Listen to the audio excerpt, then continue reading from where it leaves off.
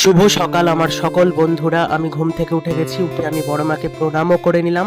তারপর বাইরে উঠে দেখলাম অনেক ভোরবেলা উঠেছিলাম আজকে আমি, দেখো কত সুন্দর লাগছে। আমি ব্রাশটাও করে নিচ্ছি। ব্রাশ করতে করতে দেখো আমি আমাদের মুরগিটাকেও বাইরে ছেড়ে দিলাম।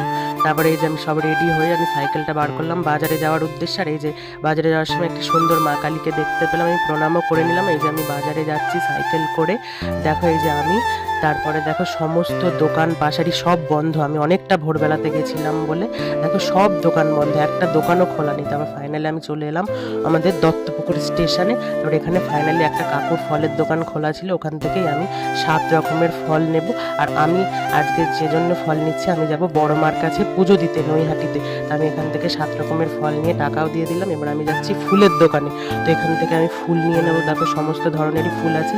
তো ওই দাদাটা দেখো আমার জন্য জবার মালা গাঁথছে, তো দেখো গাঁথা শুরু করে দিল। আর এই